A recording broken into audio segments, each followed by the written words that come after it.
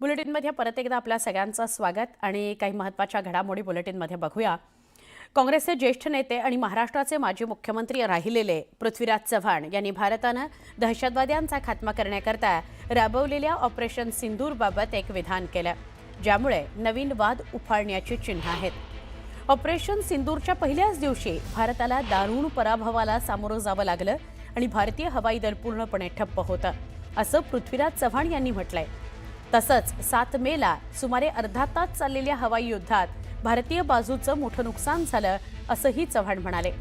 इतकंच नाही तर त्यांनी असाही दावा केलाय की या दरम्यान भारतीय लढाऊ विमानं पाडण्यात आली आणि हवाई दलाचं एकही विमान उड्डाण होऊ शकलं नाही, ते करू शकले नाहीत। तर भारतीय जनता पक्षानं चव्हाण यांच्या विधानावर तीव्र टीका केलेली आहे। भाजपनं म्हटलंय की काँग्रेस पक्ष भारतीय सशस्त्र दलांचा तिरस्कार करतो आणि सैन्याचं मनोबल खचण्याचा किंवा ते खचावं याकरता प्रयत्न करतो, असं त्यांनी म्हटलेलं आहे।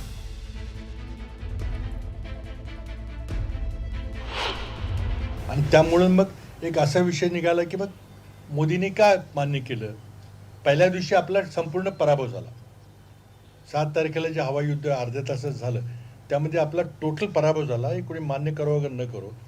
आणि त्यामुळे त्या दिवशी भारताची जी विमानं पाडली त्या दिवशी सगळा भारताचा एअरफोर्स हा ग्राउंड झाला, त्यानंतर एकही विमान उडलं नाही।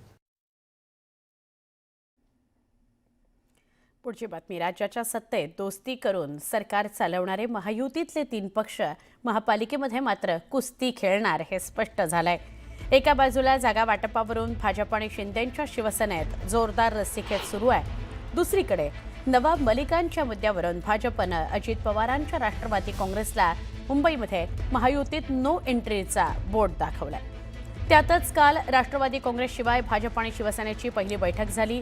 या बैठकीत 142 जागांचा तिढा सुटल्याची माहिती सूत्रांनी दिली आहे। त्यानुसार शिवसेनेला 52 आणि भाजपच्या वाट्याला 90 जागा येणार आहेत। पुढच्या बैठकीत उर्वरित जागांवर चर्चा होईल।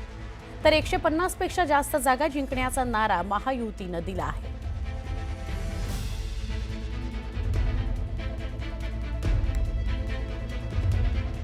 शिवसेना ठाकरे पक्षाचे नेते आदित्य ठाकरे यांनी वरळीतल्या NSCI डोममध्ये पदाधिकारी मेळावा घेतला।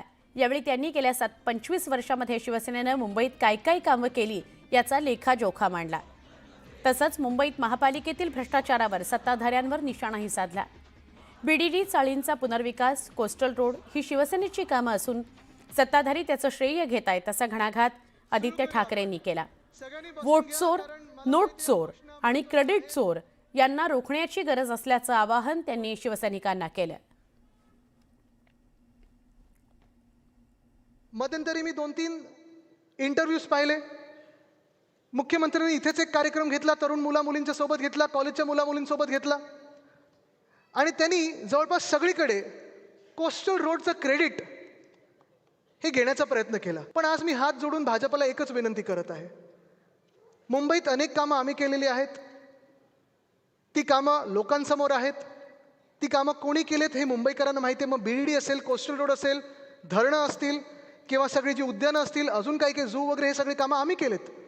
तुम्ही आमच्या कामाचं क्रेडिट घेऊ नका आणि आम्ही तुमच्या कामाचं क्रेडिट घेणार नाही। सातत्याने की जर तुमचं काही योगदान या मुंबईमध्ये असेल भाजप आणि मिंदेंचं, ते फक्त मुंबईची तिजोरी लुटण्यामध्ये होतं, बाकी शून्य कॉन्ट्रीब्युशन आहे तुमचं, काही तुम्ही इथे काम केलेलं नाहीये। मी जसं तुम्हाला आज प्रेझेंटेशन दिलेलं आहे तसं इथेच भाजपने आपल्या सर्वांना बोलवावं आणि काय काम केलंय ते दाखवावं।